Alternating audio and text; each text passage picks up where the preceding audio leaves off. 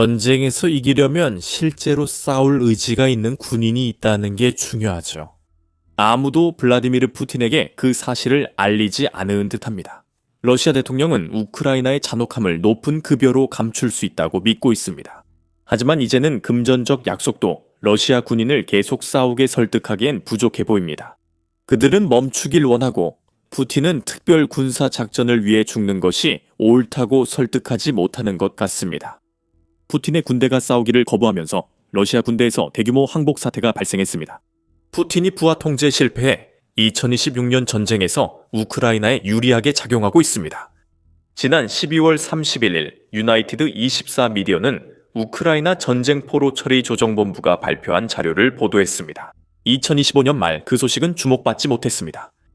그 자료에 따르면 푸틴이 우크라이나에 대한 전면 침공을 시작한 이후로 상당히 많은 러시아 군인들이 포로로 잡혔다는 사실이 드러났습니다. 또 흥미로운 점은 2025년에 역대 최다 투항이 있었다는 것입니다. 우크라이나에 의해 포로로 잡힌 러시아 군인은 몇 명일까요? 4년이 조금 안 되는 기간 동안 1만 명이 넘었고 그 수는 계속 늘고 있습니다. 이처럼 엄청난 숫자는 왜 이런 일이 벌어지고 있는지 의문을 갖게 만듭니다. 이 영상에서 그 질문에 답을 다룹니다. 아마 가장 큰 답은 이겁니다. 우크라이나는 러시아 군인들이 어디서든 자진 투항할 수 있게 돕는 프로젝트를 만들었습니다. 그 프로그램 나는 살고 싶다는 푸틴의 팽창주의 전쟁 이후 우크라이나의 창의성 사례 중 하나입니다. 나는 살고 싶다 프로그램은 전쟁을 피하려는 러시아 군인에게 매력적인 제안을 합니다. 여러분은 나는 살고 싶다 공식 웹사이트에서 바로 확인할 수 있고 이 프로그램은 러시아 군인들을 위한 다양한 소통 창구를 제공합니다. 그 소통 창구 중에는 웹사이트에서 바로 이용할 수 있는 챗봇이 있고 텔레그램 채널로 연결되는 링크와 러시아 군인이 잠재적인 우크라이나 포로 담당자에게 메시지를 보낼 수 있는 문이야기 페이지도 있습니다. 이 개념의 천재성은 우크라이나가 러시아 군대에 평화롭게 항복하라고 제안하며 푸틴의 군인들이 쉽게 항복할 수 있도록 모든 방법을 제공한다는 점입니다. 한 번의 메시지로 모든 절차가 시작됩니다. 나는 살고 싶다. 항복한 군인들에게 약속하고 포로 대우에 관한 제네바 협약을 철저히 지키는 것을 최우선 원칙으로 삼고 있다. 러시아 군인들은 자국 군대보다 더 나은 대우를 받아 항복이 더 매력적으로 느껴집니다. 군인들은 양호한 환경, 새끼 식사, 의료 서비스, 가족 연락 기회를 보장받습니다. 사실이 아닐 수는 없지만 12월 보도에 따르면 일부 러시아 군인들이 배고픔에 동료를 잡아먹을 계획을 세웠다고 합니다. 이것만 봐도 우크라이나 주둔 러시아군의 식량 사정을 알 수 있습니다. 상황이 좋지 않다는 거죠. 그리고 저는 살고 싶습니다. 그 사실을 이용하는 겁니다. 이 프로그램은 포로 교환을 통해 군인들이 자발적으로 러시아로 돌아갈 수 있게 합니다. 전쟁 후 군인이 우크라이나나 유럽 국가에서 피난처를 찾을 기회도 제공합니다. 즉, 일부 러시아인은 푸틴의 통제에서 완전히 벗어날 정도로 강하게 항복하고 있습니다. 실제로 유나이티드 24 미디어가 텔레그램 게시물에서 공유한 데이터를 공개한 것은 살고 싶다였습니다. 이는 푸틴의 전투 병력 사이에서 항복이 점점 늘어나고 있다는 추세를 보여줍니다. 러시아 항복자가 매년 늘고 있으며 2025년에는 2022년과 2023년 합계보다 더 많은 러시아 군인이 포로가 되었다고 텔레그램 성명이 전했습니다. 평균적으로 매주 60, 90명의 러시아군이 항복하며 2024년 8월에는 주당 350명까지 증가했습니다.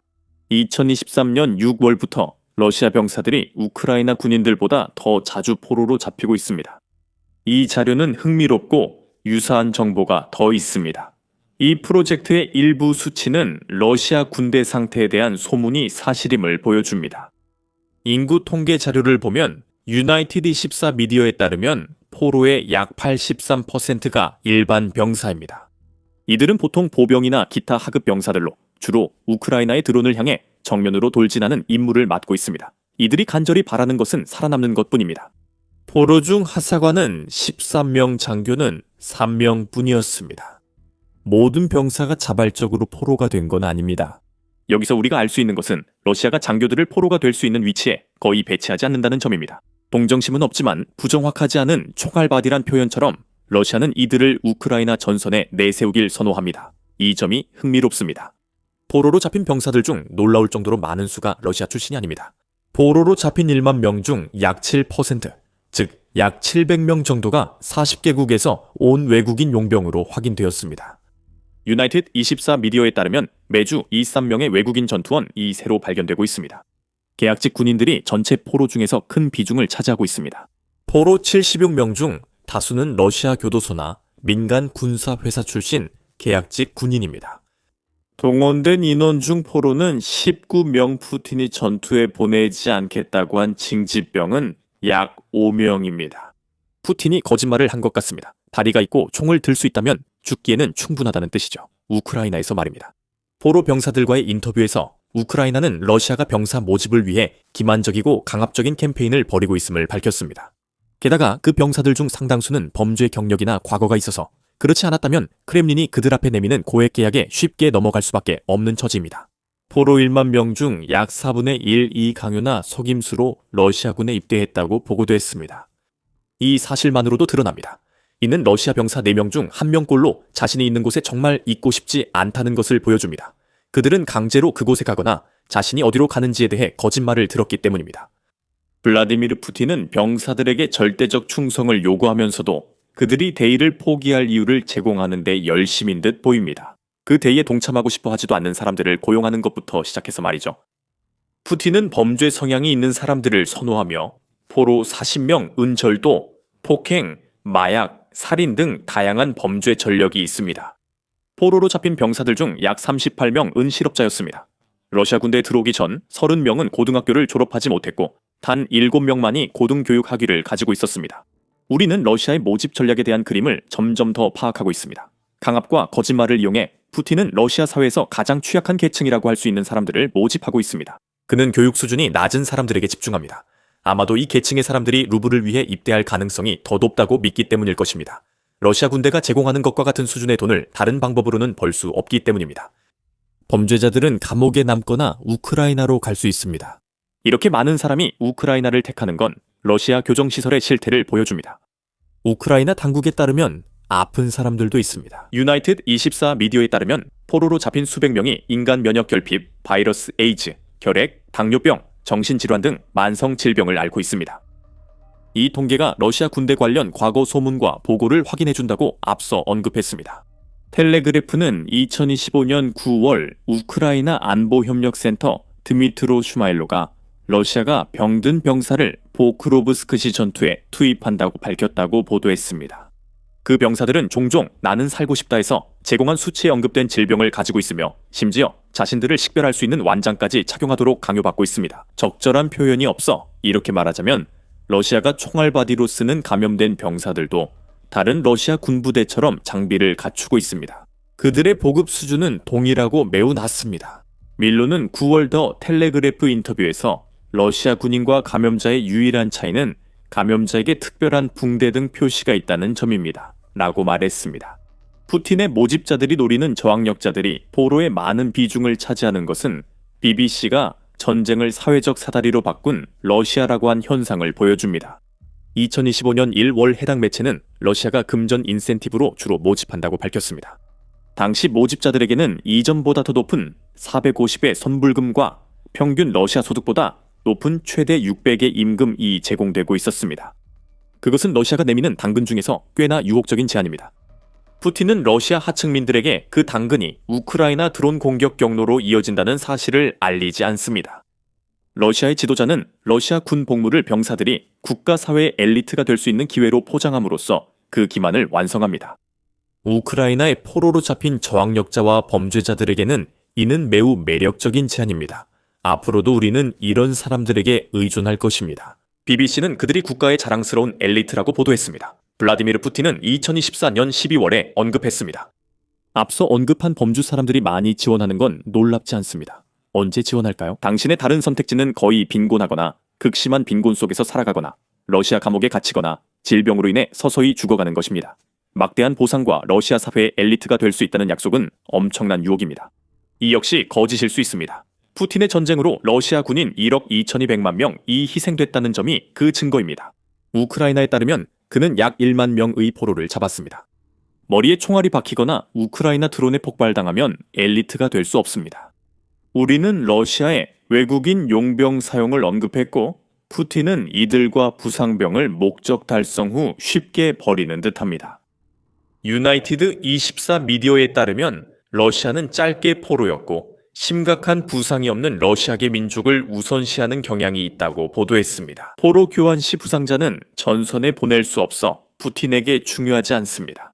평가가 가혹하게 느껴진다면 유나이티드 24 미디어의 말입니다. 우크라이나 당국은 러시아로 돌아간 전쟁 포로 최소 237명, 이 우크라이나에서 사망하거나 실종됐다고 밝혔습니다. 재배치된 후 또 다른 4명은 두 번째로 포로가 되었는데 이는 러시아가 비교적 건강한 병사들만 다시 데려가서 다시 전장에 내보내 죽게 하는 일관된 패턴을 보여줍니다.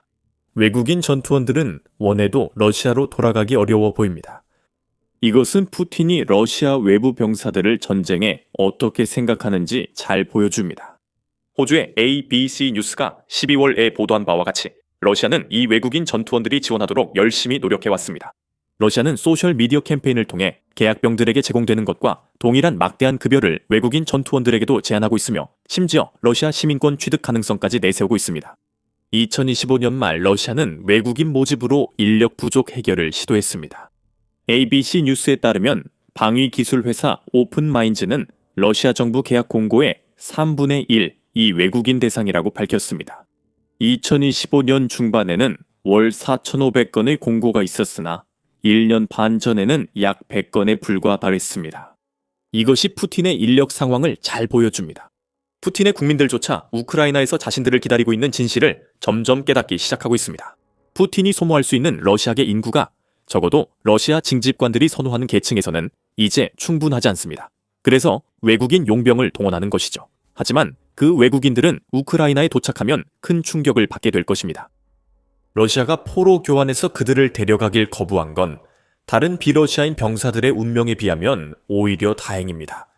무료 숙소, 침대, 집에 전화할 기회는 고기 분쇄기에 비하면 천국입니다. 러시아가 아프리카인들을 강제로 군에 징집해 자살 특공 임무에 투입하고 있다고 1월 12일 더 텔레그래프가 보도했습니다. 우크라이나 주 남아프리카 공화국 대사 올렉산드르 셰르바는 러시아가 남아프리카 계약병을 대하는 방식이 푸틴이 아프리카에서 고용한 병사들을 얼마나 경멸하는지 보여준다고 말했습니다. 아프리카에선 다양한 매력이 있지만 아프리카인이 전쟁에 오면 고기 분쇄기의 먹잇감이 될 뿐이라고 셰르바는 말합니다. 그는 러시아가 아프리카를 제국주의적으로 보고 푸틴은 아프리카를 착취할 자원으로 여긴다고 덧붙였습니다. 그리고 이것은 러시아가 대륙에서 더 많은 계약병을 얻기 위해 원하는 것을 얻으려고 거짓말을 하는데 더욱 적극적으로 만들 수 있습니다.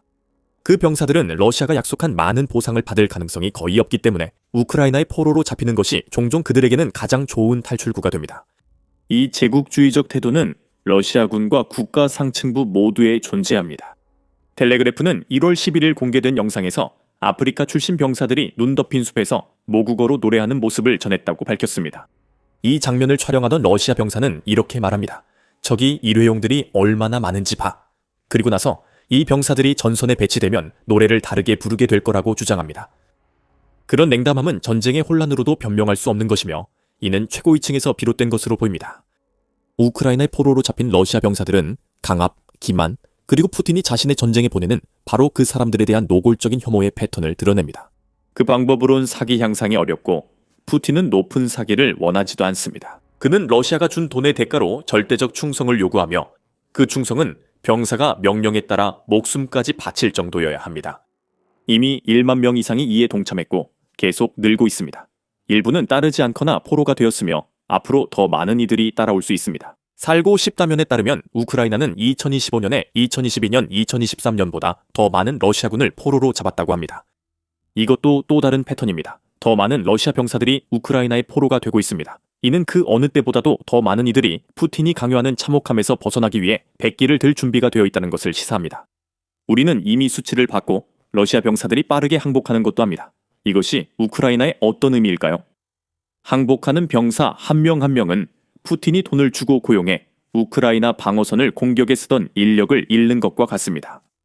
인터팍스는 도네츠크 포크로브스크, 바흐무트, 쿠르스크, 자포리자 폴로리 구역에서 러시아 포로가 가장 많이 잡혔다고 전했습니다. 이 지역들은 러시아가 우크라이나 전투에서 큰 손실을 본 곳이며 항복 병사들로 인해 러시아의 공격력이 약화돼 손실이 더 커지고 있습니다. 흥미로운 점은 러시아가 우크라이나 공격을 주도한다는 것입니다. 그건 분명합니다. 이로써 우크라이나가 러시아군보다 더 많은 러시아 병사를 포로로 잡고 있음을 보여줍니다. 그런 일은 없어야 합니다. 보통 공격 측이 포로를 더 많이 잡는데 이는 영토 점령과 병력 포위 때문입니다. 러시아 기동이 형편없어 우크라이나 방어군 고립에 계속 실패하고 있습니다. 러시아군은 우크라이나의 함정에 빠지거나 약한 거점을 세워 오히려 포위 포로가 되는 일이 많습니다. 우크라이나는 러시아군 대규모 투항에서 이득을 보고 있습니다. 우크라이나는 이를 알기에 나는 살고 싶다 프로그램이 생겼습니다. 비정규전 이니셔티브는 그 캠페인을 현대 심리전 형태라고도 부릅니다. 전통 심리전, 즉 심리작전을 대체해서요. 매체에 따르면 모바일 기술과 소셜미디어를 통해 우크라이나는 이제 적군 병사들의 손에 쥐어진 스마트폰을 통해 그들에게 접근할 수 있으며 두려움을 조장하고 혼란을 퍼뜨리며 항복을 유도하는 것을 목표로 하고 있습니다. 다시 말해 우크라이나는 기술을 이용해 러시아인들의 머릿속에 항복이라는 생각의 씨앗을 심고 있는 것입니다. 이전에는 항복이 선택지인지 몰랐던 사람들이 이제는 항복하면 장교나 지휘관보다 더 나은 대우를 받을 수 있다는 것도 알게 되었습니다. 또한 러시아 병사들을 많이 포로로 잡으면 우크라이나가 포로 교환 시 더 많은 자국 군인을 데려올 수 있습니다. 2024년 1월 에도 우크라이나는 자국 군인 230명을 러시아의 전쟁포로 248명과 맞교환에 송환했습니다. 고려할 정보도 있습니다. 포로나 항복한 러시아 병사들은 모두 무언가를 알고 있습니다. 우크라이나는 포로 러시아 병사들로부터 러시아 훈련 방식의 정교함에 대한 정보를 얻을 수 있습니다.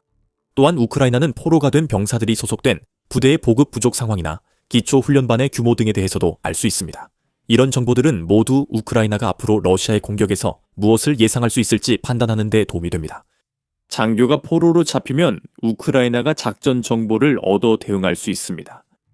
이 정보만으로도 나는 살고 싶다 프로그램이 존재할 이유가 충분합니다. 그 단체와 우크라이나 포로 처리 조정본부가 공유한 데이터는 러시아의 전투 집단 이미지를 약화시키는 긍정적인 효과도 있습니다. 푸틴은 많은 군인들이 우크라이나에 항복하는 것을 감당 못합니다. 러시아는 인력 부족을 겪고 있으며 우크라이나가 러시아의 모집 인원보다 더 많은 러시아 군인을 사살하는 것이 가장 큰 문제입니다. 러시아에서 뭔가 큰 문제가 발생했고 그것이 푸틴이 자신의 군대를 장악하는 힘을 약화시키는 데 일조하고 있습니다. 자세한 내용은 저희 영상에서 확인하시고 푸틴 군대에 만연한 여러 문제들에 대한 더 많은 소식을 원하신다면 The Military Show를 구독해주세요. 시청해주셔서 감사합니다.